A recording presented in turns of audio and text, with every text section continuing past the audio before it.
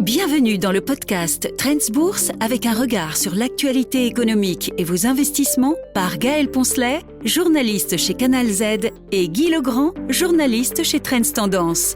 Ce podcast vous est présenté avec le précieux soutien de ING. Bonjour à tous, ravi de vous retrouver pour ce nouveau numéro de Trends Bourse. Bonjour Guy Legrand. Bonjour Gaël. Alors les marchés sont sous pression ces dernières semaines, je pense qu'on l'a tous constaté. Ils ont bien du mal à digérer la politique commerciale de Donald Trump, les humeurs changeantes aussi, avec un événement majeur cette semaine qu'on ne peut pas laisser passer, c'est le Liberation Day. Alors évidemment, à l'heure où on enregistre ce podcast, on n'a pas encore les différentes mesures qui seront prises ce 2 avril, mais c'est tout de même important qu'on fasse un petit point, parce que cette politique commerciale, l'air de rien, elle a déjà impacté fortement certains secteurs. Évidemment, le secteur automobile, mais c'est pas le seul. La tech, qui a bien du mal à reprendre. Il y a pas mal de choses à aborder dans cet épisode. Commençons donc par le commencement, Guy. Donald Trump a décidé de rendre toute sa grandeur à l'Amérique, et selon lui, ça passe par des frais de douane sur tout ce qui est importé aux États-Unis. Ce 2 avril est donc celui du Liberation Day, avec un grand nombre de mesures annoncées. On ne les a donc pas encore, mais je pense qu'on peut s'attendre à une réaction négative des marchés, parce que si on fait un petit point, là, le contexte est quand même déjà très compliqué. Mais oui, le premier trimestre a été extrêmement difficile pour les États-Unis, contrairement à ce qu'on imaginait en début d'année. C'est qu'un premier trimestre quand même très très surprenant. 2 chiffres pour illustrer la chose. Le marché boursier américain est à moins 5%, alors que l'Europe est à plus 6%. Donc c'est vraiment l'Amérique qui a un problème. Et dans différents domaines, on a déjà évoqué ici la confiance des consommateurs qui n'est pas au bout fixe, c'est le moins que l'on puisse en dire, à cause de grosses attentes inflationnistes. On a parlé de la fameuse enquête de l'Université du Michigan. On a depuis, la semaine dernière, appris que le Conference Board était arrivé à la même conclusion. Également, enquête auprès des consommateurs. L'Expectations Index, donc les attentes des consommateurs, on est à 65,2 en mars, au plus bas depuis 12 ans. Bon, c'est quand même assez mauvais d'être au plus bas depuis 12 ans. L'inflation n'a pas baissé, l'inflation se maintient. Le sous-jacent du fameux PCE, suivi par la Banque centrale, est passé de 2,7 à 2,8, donc c'est pas terrible. J'ai relevé aussi un commentaire de la part de grands magazines américains, Barron's, disant que l'Amérique rurale avait massivement voté pour Donald Trump. Elle pourrait peut-être s'en mordre un petit peu les doigts, parce que l'Amérique rurale exporte pas mal de matières premières alimentaires. Et où cela ? En Chine, oui, mais aussi au Mexique et au Canada. Ce sont les 2 autres clients. Tiens, ce sont justement les pays qui sont massacrés, qui menacent de l'être, par Donald Trump. Donc, les mesures de rétorsion prises par Mexico et Ottawa, ça pourrait viser notamment les matières premières agricoles, donc Rural America pourrait être drôlement touché. Remarquons à titre plus anecdotique que le Canada, qui se sent quand même très mal quand Donald Trump signale qu'il voudrait mettre la main dessus, à peu de choses près. Grosse réaction, tout le monde a maintenant des logiciels. Comment ne pas acheter américain? Quant au tourisme, il a déjà baissé de 40% et ce n'est pas fini. Donc l'Amérique est quand même assez mal prise à l'issue du premier trimestre 2025. Oui, mais Donald Trump, il dit que c'est juste temporaire, c'est normal. Il y a évidemment toute une mise en place d'une politique qui fait un peu mal, mais ça va aller mieux. Oui, mais demain on rase gratis, c'est bien connu. Oui, aucun souci de ce côté-là. Et c'est vrai qu'on l'a vu déjà la semaine dernière, puisqu'il a annoncé là, des frais de douane, cette fois sur le secteur automobile. Toute voiture importée aux États-Unis est frappée maintenant de 25% de taxes. Ça fait du mal évidemment au secteur automobile, et tout secteur confondu, pas que le secteur européen ou le chinois. Non, tout confondu. Bien sûr, BMW et Mercedes ont été fortement touchés après cela. Dernière semaine de mars, moins 6,5, moins 4,5. Ils avaient déjà été touchés, et puis avec les voitures électriques qui se vendent moins bien, la Chine qui n'est pas au mieux de sa forme, ces 2 actions sont déjà, à l'issue du premier trimestre, moins 29% sur un an, moins 25%. Donc ça, ok. La grande nouvelle, c'est Porsche. Alors que Ferrari est impérial, le cours de Ferrari n'a rien fait. Il est stable depuis des mois, même depuis un an. Porsche, par contre, a drôlement dégusté. Moins 9% la dernière semaine, moins 18% depuis le début de l'année, moins 50%, j'arrondis, sur un an, parce que Porsche vendait déjà beaucoup moins de voitures en Chine, et Porsche vend la moitié de ses véhicules, le quart, aux États-Unis.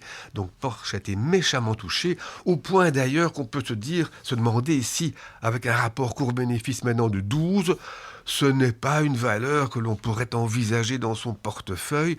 C'est quand même...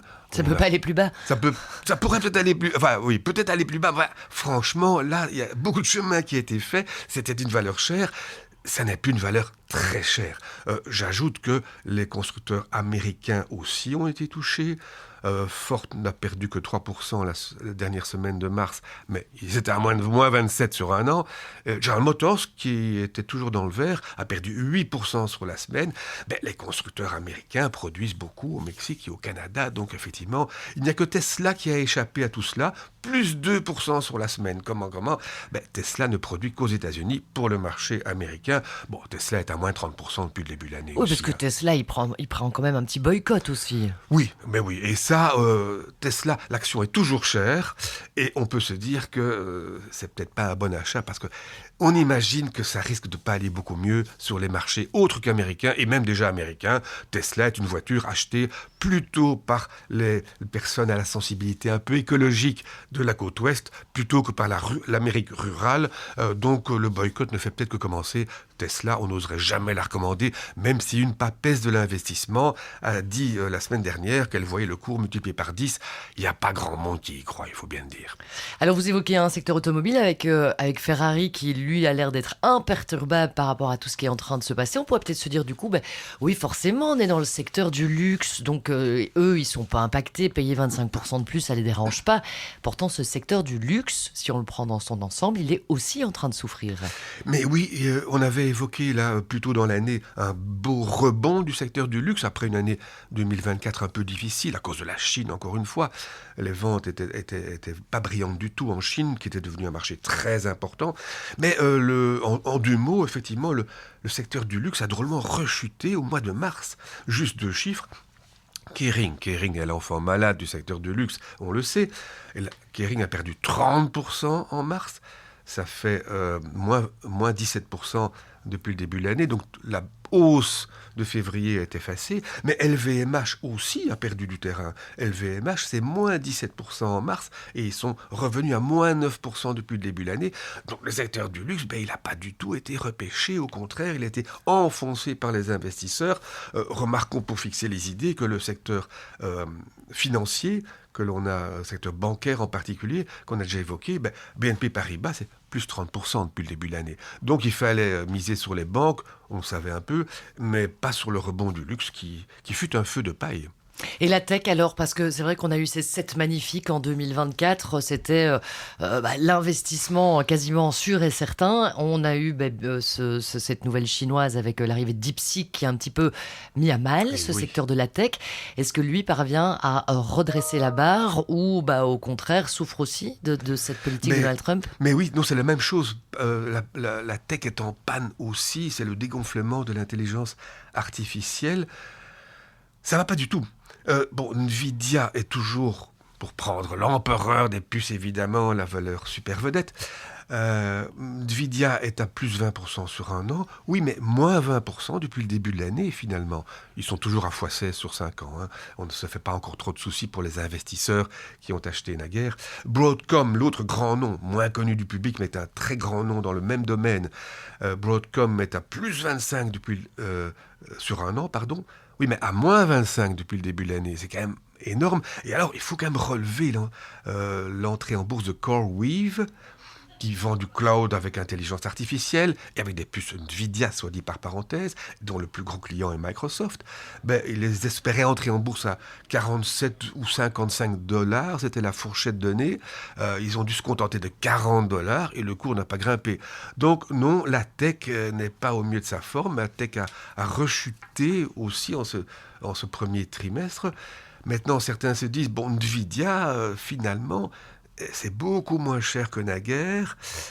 C'est vrai, le rapport cours-bénéfice est de 37, ce qui est pas mal dans l'absolu, mais ce qui est peut-être pas hors de prix pour Nvidia. Ce rapport était de l'ordre de 140 il y a 2 ans. On a quand même changé de dimension. Et alors, un analyste a fait remarquer, souvenez-vous du passé, on vient de vivre un double plancher. Les doubles planchers sont parfois très bons signes de rebond. Nvidia a connu un double plancher en 2009. Bon, ça remonte pas mal, il faut bien le dire. C'était une autre époque, osons le dire. Enfin bon, après ce double plancher, eh bien, on est passé du cours à x300. Celui qui aurait mis $1,000 dans Nvidia en aurait 300 000 aujourd'hui. On n'est pas sûr que ça puisse se reproduire. Voilà deux pistes, un PI pas si élevé et un double dip, comme on dit, qui annonce peut-être un certain espoir pour certaines valeurs technologiques, notamment Nvidia. Tout ça pourrait évidemment dépendre de ce qui sera annoncé ce mercredi 2 avril. Est-ce qu'on pourrait avoir un mince espoir que tout ça soit positif pour les marchés et qu'on ait des bonnes réactions ? Mais dans la mesure où beaucoup de mauvaises nouvelles sont déjà dans les cours, on pourrait se dire qu'effectivement, si les mesures annoncées par Trump sont un peu moins graves qu'on le craint, ce qui s'est déjà produit dans les dernières semaines d'ailleurs, si c'est moins grave que prévu, on pourrait assister à un beau rebond, en effet, et peut-être qu'alors ce serait peut-être plutôt l'Europe qui souffrirait plutôt que les États-Unis. Ça n'est pas exclu du tout. Enfin, avec Donald Trump, on sait qu'on doit s'attendre à tout, y compris à des changements d'avis du jour au lendemain. Et en fait, c'est ça qui inquiète les marchés, c'est qu'ils changent d'avis tout le temps et qu'on ne sait pas sur quel pied danser, et que les entreprises américaines, du coup, n'osent plus faire de projets d'investissement. Au-delà des hauts et des bas de la bourse, ce sont les entreprises qui sont un peu au point mort. Et on se dit, si elles n'osent pas investir aujourd'hui, ça veut dire que ça ira moins bien demain. C'est ça le vrai gros problème de l'Amérique à l'issue de ce premier trimestre 2025. On refera un petit point dans 15 jours sur la situation économique de l'Amérique. Mais là, revenons chez nous, finalement, pour s'intéresser un petit peu à Sofina, ce conseiller financier. Mais oui, Sofina est une valeur qu'on va repêcher, disons. Alors, petit rappel en 3 mots, Sofina était une discrète action de père de famille, comme on disait à l'époque. C'était un peu macho, mais bon, on va dire mère de famille aussi, qui est devenue une vedette du private equity. On s'est rendu compte effectivement que cette entreprise investissait quasi exclusivement, de plus en plus.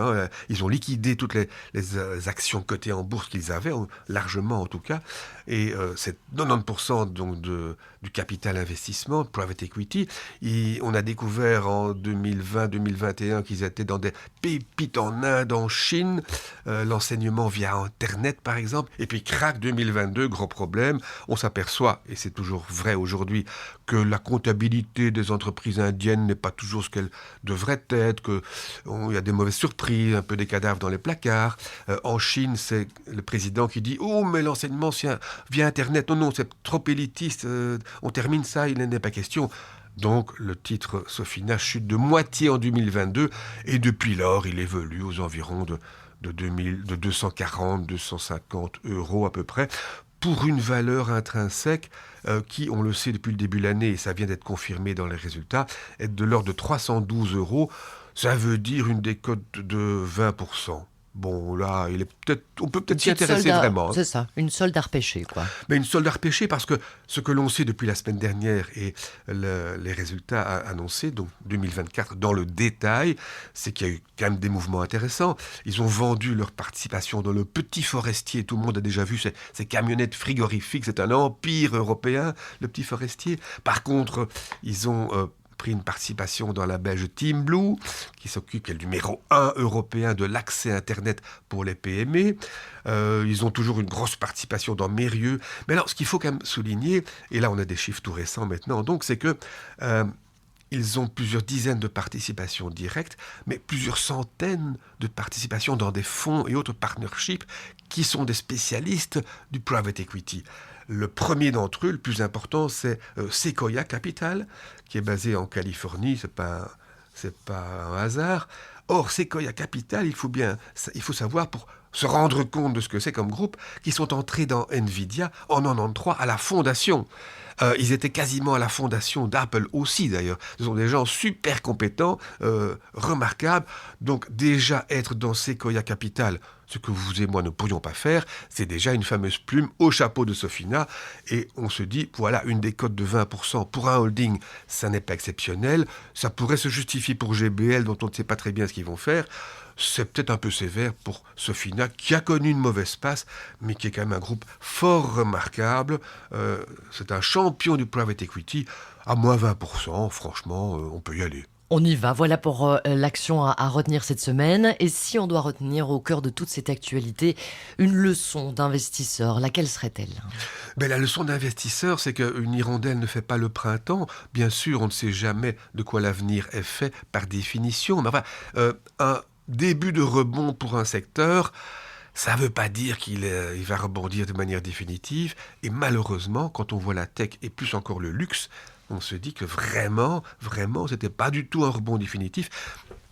Donc un rebond est à saisir éventuellement, mais c'est pas certain. Donc il faut quand même toujours, je veux pas dire rester prudent parce que ça c'est une tarte à la crème, il faut toujours être prudent, mais rester diversifié en tout cas. Ça c'est quand même encore plus important que d'être simplement prudent. C'est vraiment le mot du moment, c'est diversifier. C'est vrai qu'on dit souvent aux investisseurs qu'ils doivent être capables mentalement d'avoir une distance énorme par rapport à leurs investissements pour ne pas supporter autant toute cette volatilité et cette capacité mentale. Elle est vraiment nécessaire en ce moment. Il faut être bien accroché ou bien éloigné de ce qui se passe sur les marchés pour le moment. Et ce qu'on disait aussi dans le temps, c'est toujours valable, ne jamais tomber amoureux d'une action, toujours rester critique en disant oui, mais si certains ne l'aiment pas, c'est pourquoi ? Moi, je l'aime bien, mais je me trompe peut-être. Oui, ça aussi. Rester critique et diversifié, c'est ce que nous retiendrons Absolument. Cette semaine. Merci beaucoup, Guy Legrand, pour tous ces conseils et ces analyses. On se retrouve évidemment dans 15 jours. Avec grand plaisir. En pleine forme et peut-être sous le soleil.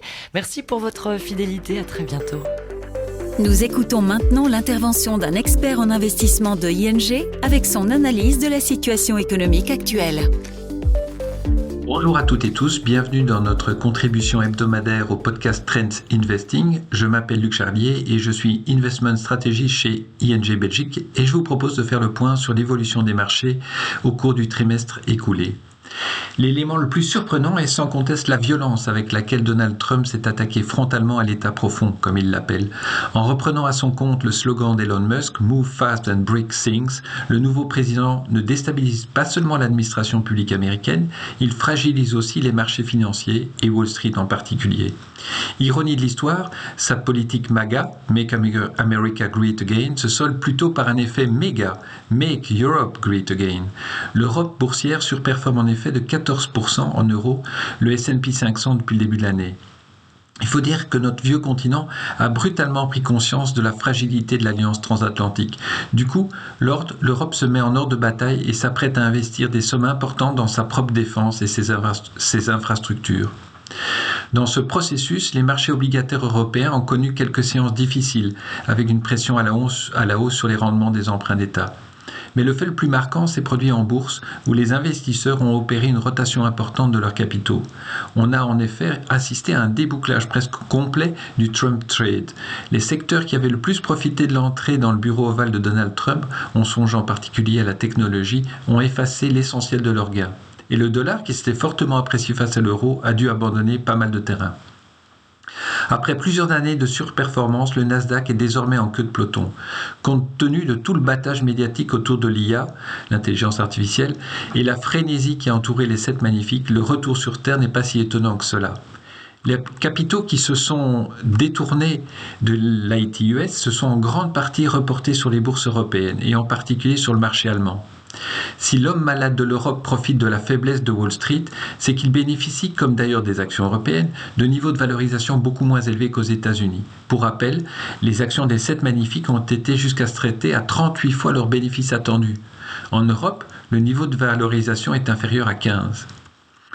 Mais comme l'histoire boursière nous le rappelle, les cycles au cours desquels l'Europe surperforme les États-Unis ne durent jamais très longtemps, et on voit déjà l'élan aussi des actions continentales s'atténuer. Même la nouvelle coqueluche allemande, Rheinmetall, qui a bondi de plus de 120% depuis le début de l'année, pourrait lâcher un peu de laisse. Ceci étant, il y a tout de même des raisons de penser que l'élargissement du rallye boursier que l'on observe depuis quelques mois pourrait se poursuivre. Aux États-Unis, l'indice S&P 493, qui ne tient donc pas compte des 7 magnifiques, a pris le relais des 17 magnifiques avec une surperformance de quasi 12% depuis le début janvier. Et au niveau international, on observe le même phénomène puisque l'indice MSCI des principales actions mondiales hors États-Unis surperforme le S&P 500 de plus de 10%. Il est probable que nous verrons d'autres manifestations de cet élargissement du rallye boursier au niveau régional au cours du deuxième trimestre. Outre l'Europe, nous pourrions aussi voir la Chine et les marchés émergents reprendre temporairement le flambeau. Il est sans doute encore trop tôt pour jouer cette thématique car il faut d'abord attendre de voir ce qui se passera avec les tarifs douaniers en avril. Mais nous devrions être bientôt fixés et pouvoir vous en dire plus dans un prochain podcast. Je vous remercie pour votre écoute.